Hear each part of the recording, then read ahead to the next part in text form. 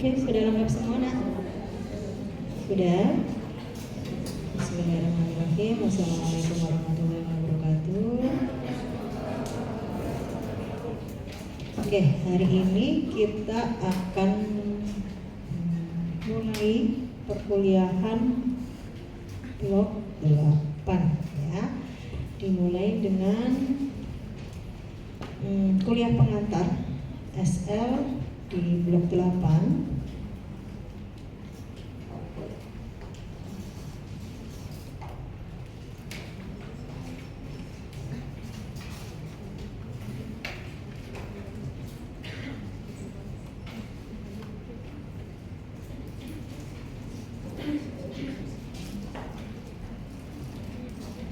Oke, kita lihat ya.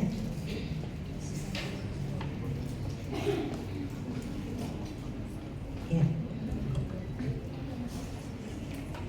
Oke, untuk kuliah untuk skills lab ortodonsia 1 di blok 8 itu ada beberapa topik, ada 3 topik besar ya. Yang pertama adalah model studi ortodontik, yang kedua adalah analisis lokal pemeriksaan ortodontik, yang ketiga adalah analisis cefalometri yang menjadi bagian dari pemeriksaan radiologi ya. Nah, secara umum mahasiswa itu dari ketiga topik itu, pertama itu harus mampu membuat model studi ortodonti ya. Jadi artinya kita akan belajar cara pembuatan model studi ortodonti, sehingga nanti pada saat kalian koas nggak harus kalian bikin ke orang lain, kalian bikin sendiri sudah bisa. Kenapa? Karena ada misalnya kita mau diskusi, dok saya belum jadi model studinya karena antri. Loh, ngapain harus antri? Bikin sendiri bisa ya. Jadi untuk ortodonti nanti di saat koas itu sudah terjadwal ya. Kalau di kompartemen lain itu untuk koasnya kalian mengatur jadwal sendiri, kalau di orto itu sudah terjadwal. Jadi harapannya nanti lulus tepat waktu ya. Jadi memang kalau di orto agak lari koasnya karena di push supaya on time ya. Sebelum waktu lulus itu diharapkan sudah selesai, jadi saatnya lulus sudah tinggal store nilai istilahnya gitu kalau dari kompartemen ya, sudah tidak ada tanggungan pasien atau apa segala macam. Jadi memang diharapkan mahasiswa mampu membuat model studi ortodonti ya. Kemudian yang kedua adalah analisis lokal. Jadi diharapkan mahasiswa mampu melakukan analisis lokal, pemeriksaan ekstraoral, intraoral ya. Kemudian model studi dan fungsional ya. Apa itu nanti kita lihat satu-satu. Kemudian yang ketiga, mampu menganalisis, jadi tidak hanya melakukan tapi menganalisis hasil perhitungan cefalometri sederhana ya. Kenapa? Karena ini dipakai untuk penegakan diagnosis dan penentuan rencana perawatan ya. Ya, tujuan khususnya mahasiswa harus mampu membuat ya. Membuat apa? Model studi ortodontik itu berbeda dengan model studi yang lain. Kalian pernah membuat basis ya dan mentrimming itu di blok 3 kalau nggak salah ya. Tapi ketentuannya ternyata setelah saya mengikuti SL-nya itu berbeda dengan pembuatan model studi ortodonti. Jadi tidak ada ketentuan besar sudut, panjang dan segala macam ya. Kalau di blok 3 hanya berbentuk segi 7 itu saja, tanpa ada ketentuan apa-apa. Yang penting masuk kuvet ya, karena memang peruntukannya untuk pembuatan apa waktu itu inlay atau crown gitu ya, atau gigi tiruan, saya lupa, di blok 3 ya. Nah di sini harus mampu membuat replika model studi, jadi memperlihatkan keadaan gigi-gigi dan jaringan lunak di sekitar rongga mulut ya, yang digunakan nantinya replika ini untuk catatan diagnostik ya, karena model studi itu sangat-sangat penting untuk penegakan diagnosis ortodonti ya. Jadi memang harus benar-benar menggambarkan keadaan di dalam mulut. Nanti kita ada kuliah model studinya juga untuk penguatan kalian ya. Kemudian mampu melakukan, memverbalkan dan menginterpretasikan analisis lokal, ada kesimetrian wajah, bentuk skelet, tipe kepala dan tipe wajah ya. Kemudian sampai interpretasi ya, tidak hanya melakukan, memverbalkan, juga menginterpretasikan indeks palatum, curve of speech. Kemudian untuk cefalometrinya tracing ya, tidak hanya melakukan, juga mengidentifikasi dan menganalisis ya, garis sudut, kemudian kelainan-kelainannya baik skeletal maupun dental dengan cefalometri metode Steiner. Jadi ada cefalometri, banyak metode dalam pemeriksaan analisis cefalometri, banyak metode yang kita pakai untuk sarjana dan dokter gigi se-Indonesia itu adalah metode Steiner ya. Kalau metode yang lain nanti kalau pengen tahu harus masuk ke PPDGS ortodonsi ya. Nanti diajarkan banyak sekali metode supaya penegakan dan penentuan rencana perawatannya tepat ya, untuk dental dan skeletal. Kalau untuk sampai dokter gigi, jenjang dokter gigi itu untuk kelainan dental, jadi kita pakai metode Steiner ya, yang sederhana. Kemudian mampu menginterpretasikan hasil perhitungan cefalometri yang tadi saya sampaikan. Ya, oke. Nah, untuk materinya ya, untuk pembuatan model studi ortodonti ada penanaman model rahang atas dan rahang bawah. Nanti kita sediakan modelnya. Yang perlu nanti kalian siapkan, nanti kita selanjutnya fasilitasnya ya Pak Jaya. Kemudian trimming rahang atas dan trimming rahang bawah, 3 tatap muka ya untuk model studi. Kemudian untuk analisis lokal, fungsional dan model studi juga 3 tatap muka. Nah pembagiannya seperti ini. Kemudian yang tatap muka berikutnya adalah analisis cefalometri, juga 3 tatap muka. Nanti kita jabarkan satu-satu. Nah fasilitas yang disediakan dari kampus ya, ada model cetakan dari Gipstone warna biru, rahang atas dan rahang bawah sudah ada, jadi kalian nggak perlu cetak model studinya. Nanti untuk cetak antar teman ada di simulasi klinik di semester berapa? 8 ya? 7, 8 nggak ada, 8 kalian udah bisa lulus.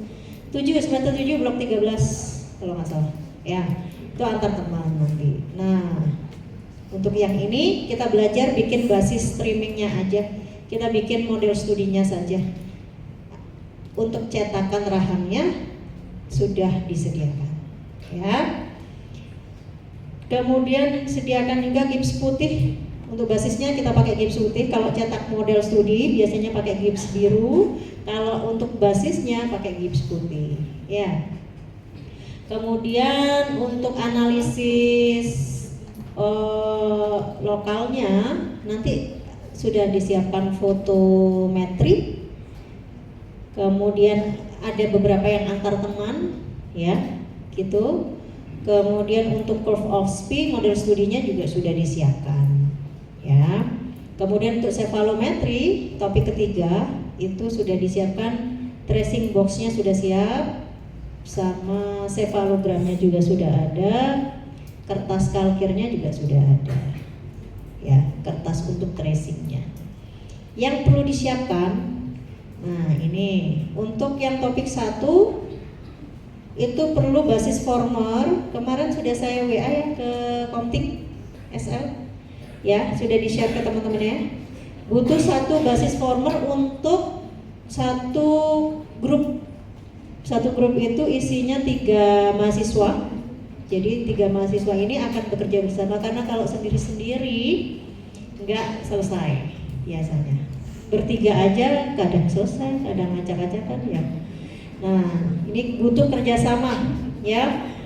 3 mahasiswa, 1 model studi itu akan membuat satu cetakan ya, rang atas rang bawah akan membuat 1 model studi ortodontik.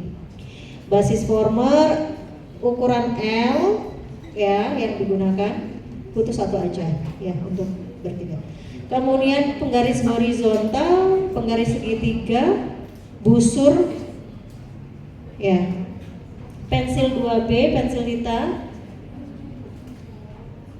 karet penghapus, mangkok karet, bowl dan spatulanya, pisau model ya, jangka sorong, alat tulis. Nah, sampai 11 ini kebutuhan untuk topik pertama, analisis model studi.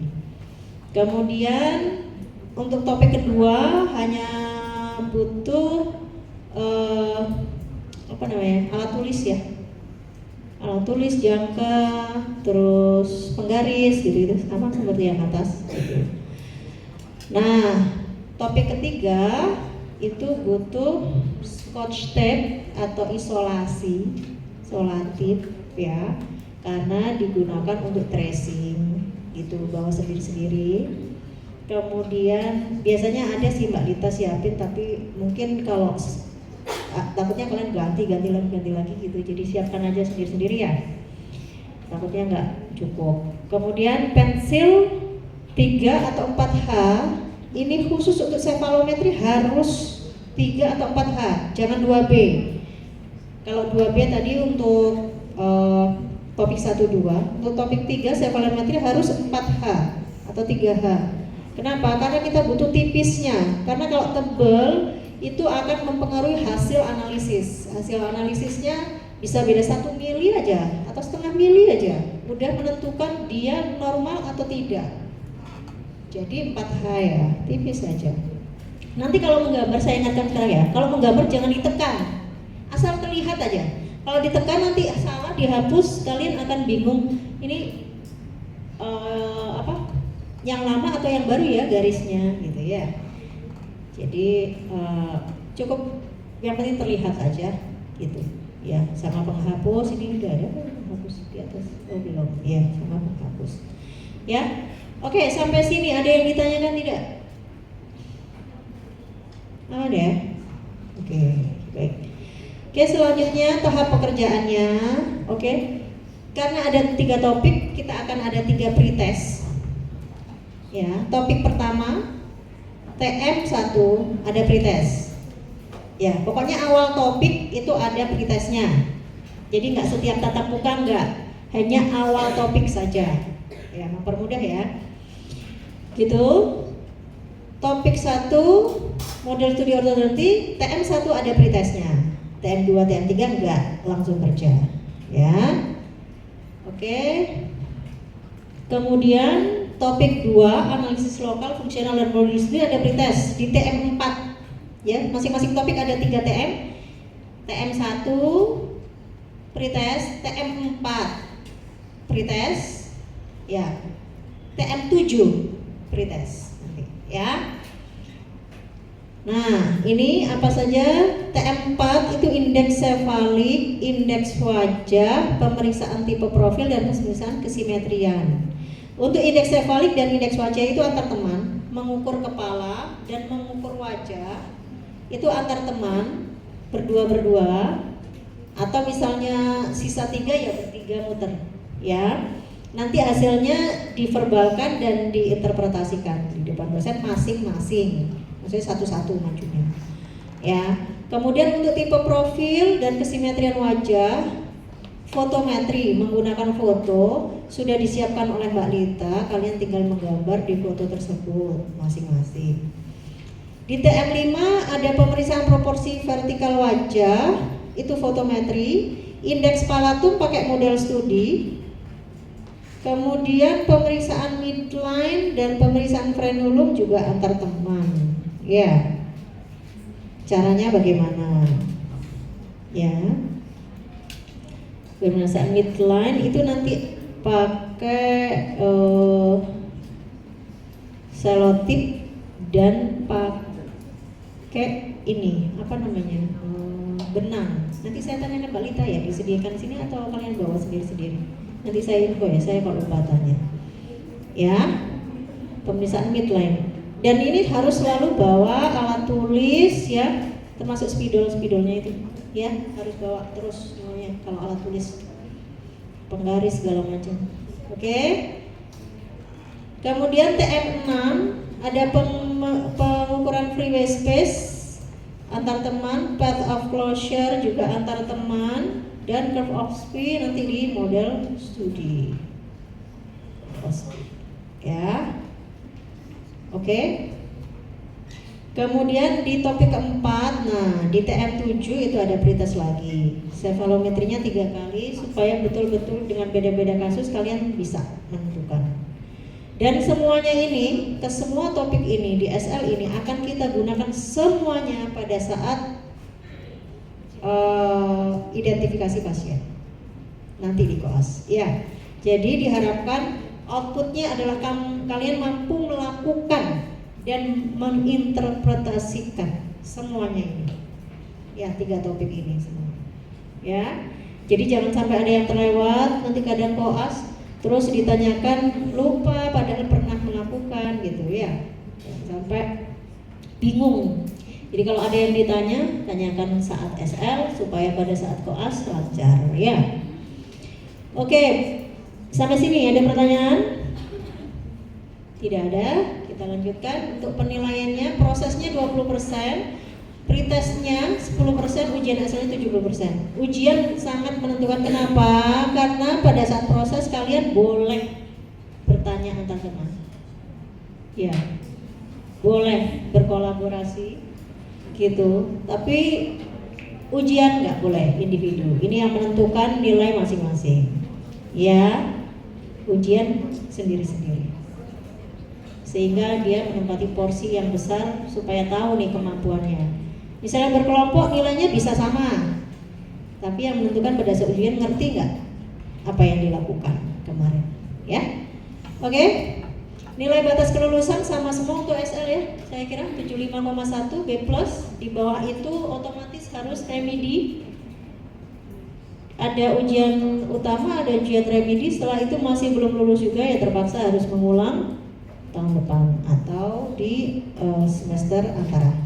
Ya, setelah selesai SL, mahasiswa wajib mengisi kuesioner kepuasan pelaksanaan. Oke, sampai sini ada pertanyaan mungkin untuk pengantar SL.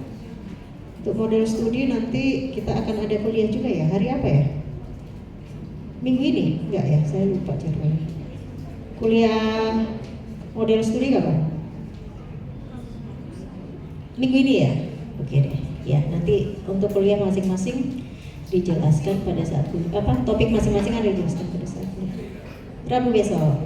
Oke, ya yes. Oke. Untuk SL, pelaksanaannya SL ada yang ditanyakan? Tidak ada? Cukup ya? Bahan-bahan alat semuanya? Oke. Ada yang ditanyakan mungkin? Jangka sorong itu pakai ini ya, untuk orto semua orto ya, SL orto 1 maupun orto 2 pakai jangka sorong sendiri-sendiri ya, punya sendiri-sendiri. Itu pakai sliding caliper, boleh digital boleh manual, tapi kalau bisa yang ujungnya jangan plastik ya. Saya kemarin itu beberapa kali menemukan, saran ya dari saya, ujungnya jangan plastik, karena kalau plastik itu saya pernah nyoba ya, nomor 1 ada jangka sorongnya kan, sliding calipernya itu bisa diukur pada 3 posisi. Nomor 1 di ujung yang besar, nomor 2 itu di ujung yang kecil, nomor 3 itu di ujung yang panjang. Harusnya ketika itu dibuka sekali gitu ya, 1, 2, 3 itu ukurannya harusnya sama. Nah yang plastik itu saya menemukan perbedaan, 1 diukur nomor 1 dan nomor 2 itu hasilnya beda. Nah ini jadinya nanti perhitungan kalian akan nggak valid gitu. Boleh manual, boleh digital. Kalau manual nanti saya ajarkan yang manual cara pakainya. Kalau digital kan begitu membuka sliding caliper akan langsung keluar angkanya sampai 2 angka di belakang koma, milimeter 2 atau 1 ya kalau yang digital itu. Harusnya sih 2 angka di belakang koma. Misalnya 10,21 milimeter gitu. Kalau digital langsung keluar. Kalau manual kita harus membaca di garis-garisnya itu. Nanti saya ajarkan, kalau ada yang punya manual saya akan ajarkan caranya. Yang penting ujungnya kalau bisa jangan yang plastik. Apa ada yang beli? Udah beli semua? Plastik? Nah, iya, karena nggak valid itu. Dan akhirnya pas analisis model studi di perhitungan diskrepansi yang membutuhkan milimeter dengan lebih itu jadinya angkanya aneh-aneh gitu, karena nggak tervalidasi. Ya wes, kalau sudah beli ya sudah sementara pakai itu aja. Kalau yang belum beli, saya sarankan yang ujungnya bukan plastik gitu ya. Oke? Kalau sudah beli ya sudah, nggak apa-apa wes, ya mau gimana lagi, pakai itu dulu dah. Kita lihat nanti pada saat analisis perhitungannya tepat atau enggak. Karena kadang ada yang untuk analisis model studi nanti di blok 9, kalau blok 8 belum butuh. Pakai satu ujung bisa, tapi kalau udah analisis model studi yang membutuhkan diskrepansi angka banyak itu kadang kita pakai nomor 1, kadang pakai nomor 2, kadang pakai nomor 3 gitu. Untuk kebutuhannya overjet, overbyte itu udah beda-beda cara pakainya. Kalau overjet nggak bisa pakai nomor 1, 2, harus pakai nomor 3. Kalau overbyte harus pakai yang nomor 1 gitu ya. Oke, nggak ada pertanyaan? Kalau tidak ada, saya cukupkan sekian. Terima kasih, selamat pagi. Assalamualaikum warahmatullahi wabarakatuh. Untuk pembagian saya serahkan counting ya, pembagian kelompok grup kecilnya ya.